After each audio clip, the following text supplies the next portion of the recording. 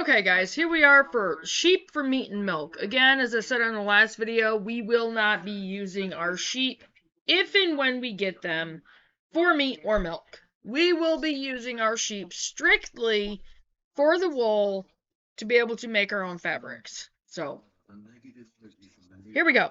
Sheep for meat and milk. For those of you who might possibly be doing that on your own homesteads, sorry, there was a bug on my computer. Anyway, here we go. For thousands of years, people have raised sheep for three critical reasons: milk, meat, and wool. Of course, other barnyard animals are also able to provide humankind with these items, but sheep may have many advantages. They are much easier to handle than other farm animals, such as cows, horses, and pigs. Moreover, they require little room, they're fairly easy to care for, and they can be trained to follow, come when called, and stand quietly. Sheep are also earth-friendly. Land that cannot be used to grow vegetables, fruits, or grains is fine for sheep. They eat weeds, grasses, brush, and other plants that grow on poor land, and their digestive system is designed to handle parts of food, plants such as corn, rice, and wheat that people cannot eat.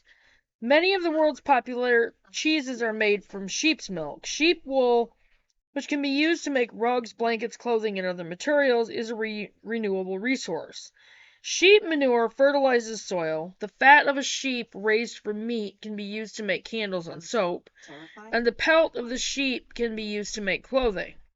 Sheep rely on their owners for food, protection from predators, and regular shearing, but they require less special equipment and housing than any other livestock. 1 or 2 lambs or ewes can be raised in a backyard with simple fencing and a small shelter. No sheep should be raised alone. I really hope this was the end of seeing anything. I just wanted to be left alone. I wanted to feel safe in my own space. What? I wanted to not feel threatened in my home. They have a built-in social nature and a flocking instinct, and are happiest when they have companions. Bummer, orphaned, lambs, however, are often just as happy around humans as they are with other sheep. Orphaned lambs quickly become attached to the person who feeds them. Sheep don't need fancy food. In summer, they can live on grass. In winter, they can eat hay supplemented with small amounts of grain. Fresh water, salt, and the mineral and vitamin supplement complete their diet. Choosing a breed. If you want to raise sheep, you'll need to know which breeds have the characteristics that are most important for your purposes. The climate in your region will also help you determine which is the best breed for you. If you live in an area with severe winters, choose a breed that can survive in cold weather. If you live in a wet area, look for a breed that tolerates rainy weather. If you live in a desert-like area, you'll want a breed that is adapted to hot, dry climates. Look around and see what breeds of sheep are being raised locally. These breeds may also be the best ones for you. Sheep come in so many breeds that it would take a whole book to describe them all. This section describes some of the most popular breeds, as well as a few minor ones. If you keep in mind your reasons for owning sheep, their brief description will help you decide which breeds are right for you. Columbia.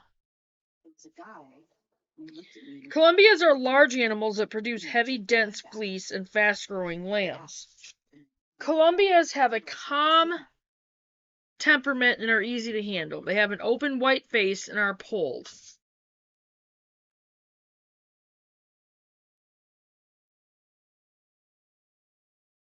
Corriedale. Corriedales, noted for their long, productive lives, are distributed worldwide. These large, gentle-tempered sheep have been developed as dual-purpose animals, offering both quality wool and quality meat. Be right back, guys. Okay. Dorset. The Dorset is considered one of the best choices for sheep. Dorsets are medium-sized and have a very gentle disposition. A Dorset has very little wool on its face, legs, and belly, which makes lambing easier. Its face is usually open and is white on both the face and the legs. Both polled and horn types are available. Dorsets are a fine choice for both wool and meat. Their lightweight fleece is excellent for hand spinning, and they have large muscular bodies and gain weight fast. Dorset ewes are good mothers, and Dorsets are one of the few breeds that can lamb in the late summer or fall. Hampshire. The Hampshire is among the largest of the meat types, and the lambs grow fast. Its face is partially closed. The wool extends about halfway down, and its black face and legs is pulled. Hampshires have a gentle temperament that makes them popular with children. Katahdin. This breed of sheep is an easy-to-raise meat sheep that has hair instead of wool. When the landlord wouldn't let me out of the lease, it was upsetting. It does not require shearing because it sheds its hair coat once a year. Katahdins can tolerate extremes of weather, except for the fact that Katahdins do not produce wool. They possess all kinds of ideal traits for a pet or small flock. They are gentle, with a mild temperament, require no shearing, have few problems with lambing, are excellent mothers, and have a natural resistance to parasites. They have an open white face and are polled. Polypay. Large and gentle-tempered, Polypays are a superior lamb production breed with a high rate of twinning, a long breeding section, and good mothering ability. What you need to do is you need to learn how to stand in your own power. You have the control. They are also known for having strong flocking instincts, quality meat and wool, and milking ability. They have an open white face and are polled. Romneys. Like other gentle-tempered sheep breeds, Romneys make excellent pets. They are polled and have an open white face, black points, nose, and hooves, and a long, soft fleece that is ideal for hand spinning. They also produce good market lambs. Romney ewes are quiet, calm mothers. Romneys are best suited to cool, wet areas. Suffolk. Suffolks are similar to Hampshires. They too are large and have fast-growing lambs. They have an open black face, unlike the Hampshire's partially closed face, and are polled. Suffolks are usually gentle, but some can be headstrong and difficult for younger children to manage. Tunis. Around for more than 3,000 years, the Tunis is one of the oldest sheep breeds. It is considered a minor breed because relatively few Tunis can be found in the United States. They are medium-sized, hardy, docile, and very good mothers. The reddish-tan hair that covers their legs and closed faces is an unusual color for sheep. They have long, broad, free-swinging lop ears that are polled. Their medium, heavy fleece is popular for hand spinning. The Tunis thrives in a warm climate, and the rams can breed in very hot weather. The ewes often have twins, produce a good supply of milk, and breed for much of their lifespan. Culling and butchering. Okay. If you breed sheep especially, you'll have to cull the flock to improve your stock. Keep the best ewe lambs to replace less productive older ewes. Butcher all ram lambs unless you intend to raise a breeding ram for your own use or to sell. Unneeded lambs should be butchered at 5 to 6 months of age. When evaluating older ewes for culling, consider age, productivity, and general health. Cull the following types of older ewes. Number 1, ewes with defective udders. Number 2, ewes with a broken mouth or teeth missing. 3, limping sheep that do not respond to regular trimming and foot baths. 4, ewes with insufficient milk and slow-growing lambs. Lamb meat is delicate and tender. The meat from the older animals, called mutton, can be ground and used like ground beef. However, mutton is easier to digest than beef is, which makes it a good meat for people who have gastrointestinal difficulties. You can either take your sheep to a custom packing plant to be slaughtered and butchered or do it yourself. If you want to do it yourself, consult the good manual, and I'll try to go over the resources part on page 340 in here.